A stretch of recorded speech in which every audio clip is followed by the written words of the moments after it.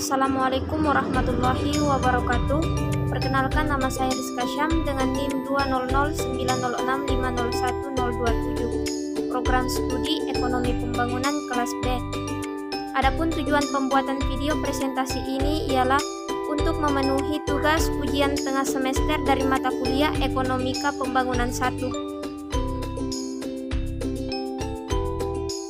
Untuk pertanyaan pertama adalah uraikan karakteristik dan permasalahan yang dihadapi negara sedang berkembang. Karakteristik yang pertama adalah standar hidup dan produktivitas yang lebih rendah. Semua negara yang tingkat pendapatannya berada di bawah rata-rata pendapatan tinggi dipandang sebagai berkembang dalam hampir semua taksonomi. Bahkan negara-negara berpendapatan paling rendah dapat menghadapi lingkaran setan karena pendapatan rendah dapat menyebabkan rendahnya investasi di bidang pendidikan dan kesehatan serta pabrik, peralatan, dan infrastruktur yang pada gilirannya mengakibatkan rendahnya produktivitas dan stagnasi perekonomian. Karakteristik selanjutnya adalah tingkat modal manusia yang lebih rendah. Modal manusia berupa kesehatan, pendidikan, dan keterampilan merupakan hal yang sangat penting bagi pertumbuhan ekonomi dan pembangunan manusia. Kita telah mengetahui adanya perbedaan yang besar dalam modal manusia di seluruh dunia ketika membahas indeks pembangunan manusia. Dibandingkan dengan negara-negara maju, kebanyakan negara berkembang tertinggal dalam hal rata-rata tingkat nutrisi, kesehatan, contohnya sebagaimana diukur melalui indikator harapan hidup dan kekurangan nutrisi, dan pendidikan melalui indikator melek aksara. Selanjutnya, tingkat ketimpangan dan kemiskinan absolut yang lebih tinggi. Secara global, 20% orang paling miskin hanya menerima 1,5% pendapatan dunia. Ini dapat dikatakan bahwa 20% kelompok terbawah itu kurang lebih berjumlah 1,4 miliar orang yang hidup dalam kemiskinan absolut dengan pendapatan kurang dari 1,25 US dollar per hari menurut paritas daya beli. Sebenarnya untuk mengangkat pendapatan mereka yang hidup dengan pendapatan kurang dari 1,25 US dollar per hari ke garis kemiskinan minimal hanya membutuhkan kurang dari 2% pendapatan 10% orang-orang terkaya dunia. Dengan demikian, sangat jelas betapa besarnya skala ketimpangan global. Selanjutnya, tingkat pertumbuhan penduduk yang tinggi. Tingginya tingkat kelahiran berarti bahwa tenaga kerja aktif harus menghidupi jumlah anak yang hampir 2 kali lebih besar secara proporsional dibandingkan yang ditanggung tenaga kerja aktif di negara yang lebih kaya. Sebaliknya, jumlah penduduk dengan usia lebih dari 65 tahun jauh lebih banyak di negara maju. Lansia dan anak-anak sering diacu sebagai beban ketergantungan ekonomi, dalam arti mereka harus mendapat dukungan finansial dari angkatan kerja di negaranya. Akan tetapi, para lansia di negara-negara kaya menjalani masa tua mereka dengan dana tabungan mereka. Sebaliknya, dukungan dana publik yang tersedia bagi anak-anak sangat terbatas di negara-negara berkembang. Dengan demikian, tampak jelas bahwa masalah ketergantungan menimbulkan dampak lebih besar di negara-negara berkembang. Karakteristik selanjutnya ialah fraksionalisasi sosial yang lebih besar. Negara-negara berpendapatan rendah sering memiliki etnis, bahasa, dan berbagai bentuk pengelompokan sosial lainnya yang terkadang disebut sebagai fraksionalisasi. Keadaan ini ada kalanya dapat menimbulkan pertikaian masyarakat dan bahkan konflik brutal yang dapat menguras energi masyarakat di negara-negara berkembang untuk melakukan akomodasi politik, bahkan konsolidasi nasional. Kenyataan ini merupakan satu dari berbagai tantangan kepemerintahan yang dihadapi banyak negara berkembang. Yang terakhir adalah tingkat industrialisasi dan ekspor barang yang lebih rendah. Salah satu istilah yang digunakan secara luas untuk negara-negara anggota awal kelompok ke-7 dan negara maju lainnya seperti negara-negara kecil Eropa dan Australia adalah negara industri. Industrialisasi berkaitan dengan produktivitas dan pendapatan yang tinggi, serta telah menjadi tonggak modernisasi dan kekuatan ekonomi nasional, sehingga bukanlah suatu kebetulan jika hampir semua pemerintah negara berkembang telah menjadikan industrialisasi sebagai prioritas nasional. Seiring tingkat industrialisasi yang rendah, negara-negara berkembang cenderung sangat bergantung pada ekspor barang primer. Dalam tingkat tertentu, kebanyakan negara berkembang mulai beralih dari ekspor hasil pertanian dan pertambangan. Pertanyaan selanjutnya adalah, pertumbuhan dan pembangunan ekonomi dapat diukur melalui beberapa indikator. Jelaskan indikator apa saja yang dimaksud. Dari indikator tersebut yang mana digunakan untuk mengelompokkan pertumbuhan ekonomi dan pembangunan ekonomi daerah di Indonesia. Indikator pertama ialah indikator pendapatan real kapita yang disesuaikan dengan daya beli.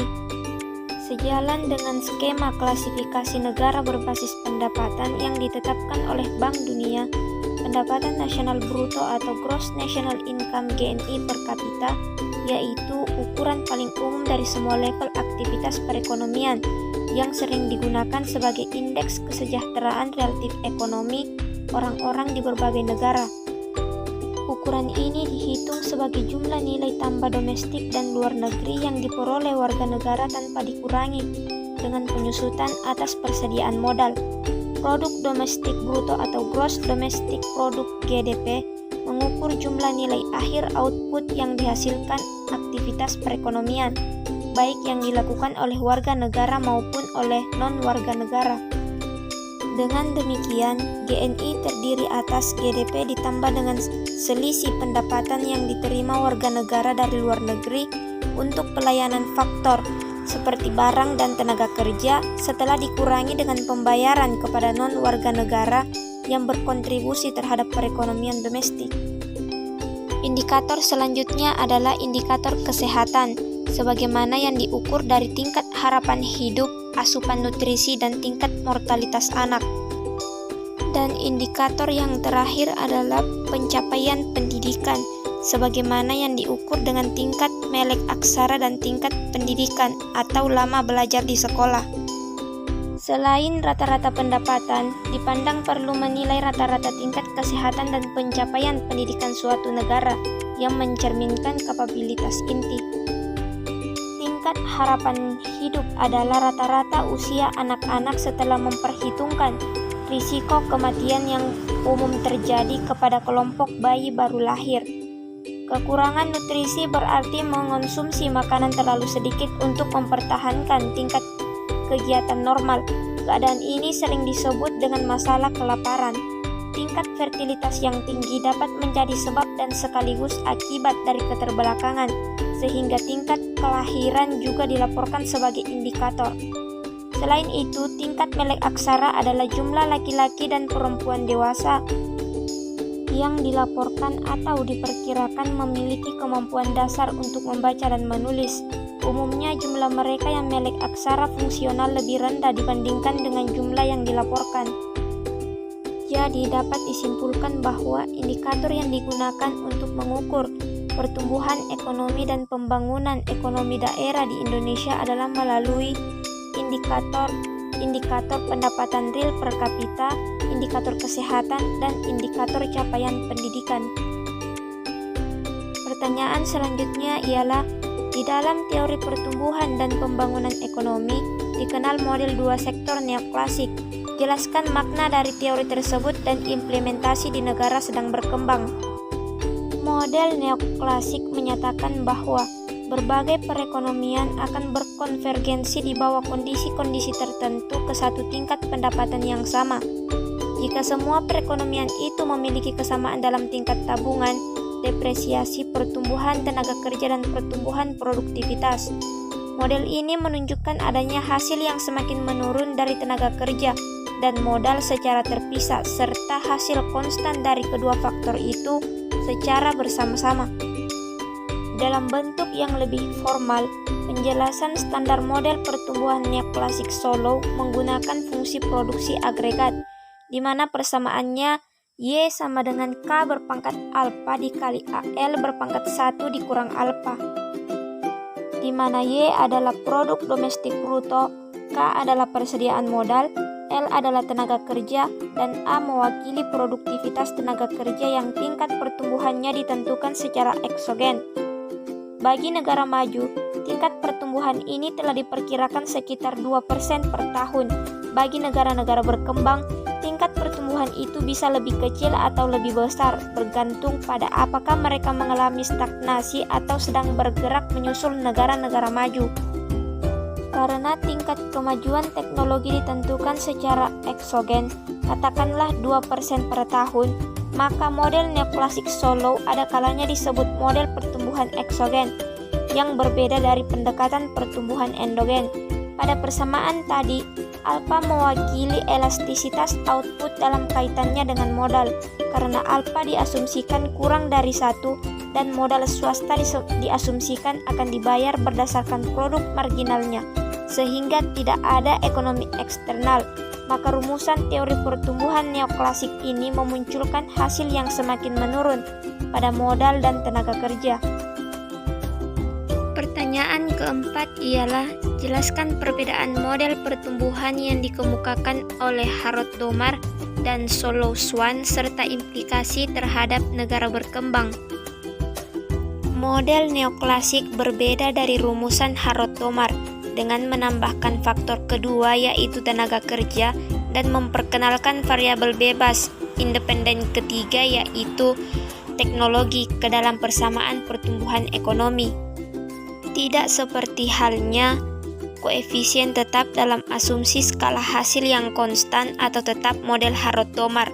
Model neoklasik Solow menunjukkan adanya hasil yang semakin menurun dari tenaga kerja dan modal secara terpisah, serta hasil konstan dari kedua faktor itu secara bersama-sama. Dalam versi sederhana kita tentang model pertumbuhan Harold Domar, kita mengetahui bahwa salah satu strategi pertumbuhan ekonomi yang paling mendasar adalah meningkatkan bagian pendapatan nasional yang ditabung atau yang tidak dikonsumsi. Apabila kita dapat menaikkan tabungan, maka kita dapat meningkatkan pertumbuhan GDP.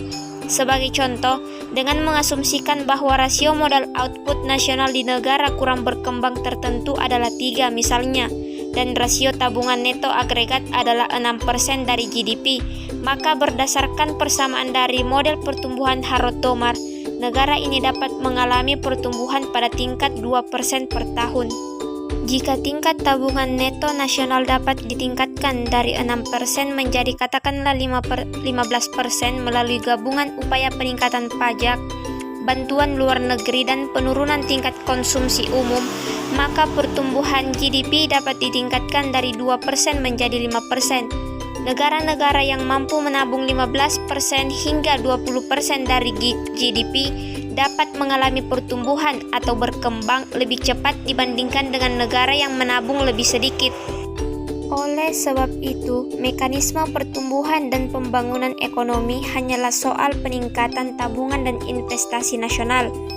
Sedangkan pada model Solow bagi negara berkembang, tingkat pertumbuhan itu bisa lebih kecil atau lebih besar bergantung pada apakah mereka mengalami stagnasi atau sedang bergerak menyusul negara-negara maju, karena tingkat kemajuan teknologi ditentukan secara eksogen. Pertanyaan selanjutnya ialah pemikiran ekonomi pembangunan setelah Perang Dunia II dan pemikiran ekonomi pembangunan tahun 1970-an hingga 1980-an memiliki perbedaan. Jelaskan perbedaan kedua hal tersebut. Pendekatan utama para ekonomi yang bekerja dengan negara-negara berkembang pada tahun 1950-an dan 1960-an bukan mencoba untuk mengurangi peran pemerintah dalam perekonomian, tetapi untuk mencoba membuat intervensi pemerintah lebih rasional dan diarahkan untuk mencapai tujuan pembangunan yang dipikirkan dengan matang. Salah satu tindakan tersebut adalah membantu negara membentuk komisi perencanaan yang akan menyusun rencana pembangunan ekonomi dan memberikan nasihat ekonomi yang baik kepada pejabat pembangunan pada umumnya. Oleh karena itu, pada awal 1970-an, intervensi tingkat tinggi dan tingkat pemerintah dalam perekonomian negara-negara berkembang adalah normal, meskipun ada pengecualian. Peran negara-negara industri adalah memberikan bantuan terutama kepada pemerintah, baik melalui program bantuan bilateral atau multilateral, dan untuk memberikan bantuan teknis untuk membantu merancang dan mengelola, membantu proyek, dan membantu secara lebih umum dengan pembuatan kebijakan ekonomi pemerintah. Di sini, pemerintah mengendalikan dan mengelola sebagian besar kegiatan ekonomi di luar pertanian adalah normal. Kemudian pada tahun 1970-an, reaksi terhadap pendekatan dekade sebelumnya sedang dibangun khususnya di antara para ekonom dan pembuat kebijakan lainnya, baik bilateral maupun multilateral. Selang beberapa waktu, timbul kekecewaan yang semakin besar dengan hasil dari sejumlah besar bantuan yang diberikan selama 2 dekade sebelumnya. Misalnya di Afrika, sebagian besar pemerintah yang telah memperoleh kemerdekaan pada tahun 1960-an mengalami sedikit atau tidak ada pertumbuhan, dan produktivitas faktor total di benua keseluruhan adalah negatif. Oleh karena itu, pada tahun 1980-an, minat pada model Soviet telah berkurang karena sebagian besar negara dengan sistem ekonomi tipe Soviet mulai mandek dan dalam kasus tertentu meningkatkan tingkat utang internasional yang tidak berkelanjutan. Kemudian pada akhir 1980-an dan awal 1990-an, kegagalan pembangunan yang dirasakan di negara berkembang di luar Asia Timur telah memimpin lembaga internasional pembangunan dan pemerintah Amerika Serikat antara lain menjadi pendukung model pembangunan yang kemudian dikenal sebagai Konsensus Washington. Model ini menyerukan negara-negara berkembang untuk mempraktikkan disiplin fiskal dan sebagian besar mengendalikan kekuatan pasar untuk membimbing perekonomian. Jadi, dapat disimpulkan bahwa perbedaan pemikiran pembangunan tahun 1970-an dan 1980-an adalah pada tahun 1970-an, pemikiran pembangunan ekonomi yaitu pemerintah sangat berperan dalam sistem perekonomian suatu negara. Sedangkan pada tahun 1980-an, pemikiran pembangunan ekonomi berfokus pada kekuatan pasar untuk membimbing perekonomian suatu negara. Pertanyaan terakhir adalah, dari beberapa teori pertumbuhan dan pembangunan ekonomi, yang mana paling populer dikembangkan di Indonesia? Teori pertumbuhan dan pembangunan ekonomi yang paling populer di Indonesia ialah teori tahapan pertumbuhan yang dikemukakan oleh Walt W. Rostow. Rostow membahas tentang tahap-tahap pertumbuhan ekonomi suatu negara. Ada 5 tahap pertumbuhan ekonomi menurut Rostow, yaitu yang pertama adalah tahap masyarakat tradisional. Menurut Rostow, masyarakat tradisional merupakan masyarakat yang fungsi produksinya masih terbatas. Hal tersebut ditandai dengan cara produksi yang masih primitif dan cara hidup masyarakat yang masih dipengaruhi oleh nilai-nilai tradisional adat istiadat. Tahapan yang kedua adalah tahap prasyarat untuk lepas landas. Tahap ini merupakan tahap transisi di mana masyarakat mulai untuk mempersiapkan diri agar mencapai pertumbuhan ekonomi dengan menggunakan kekuatan sendiri. Satu hal yang perlu diingat yaitu pertumbuhan ekonomi hanya akan tercapai apabila diikuti oleh perubahan-perubahan lain dalam masyarakat. Perubahan-perubahan tersebut dapat berupa kemampuan masyarakat untuk menggunakan ilmu pengetahuan modern dan membuat penemuan-penemuan baru yang bisa digunakan untuk menurunkan biaya produksi. Tahap yang ketiga ialah tahap tinggal landas. Pada tahap ini, pertumbuhan ekonomi mulai terjadi.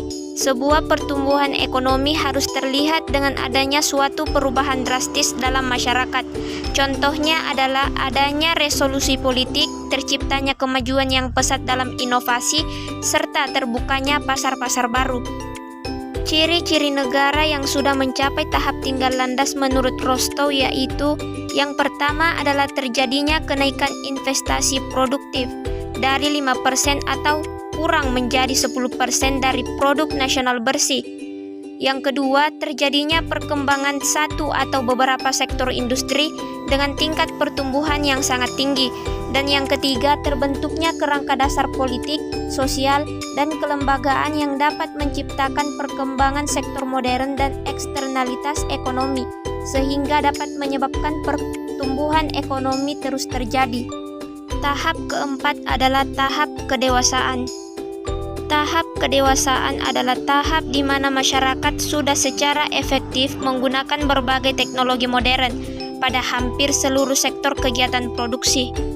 Dan tahap yang terakhir adalah tahap konsumsi tinggi. Tahap konsumsi tinggi merupakan tahap terakhir dari teori pertumbuhan ekonomi Rostow.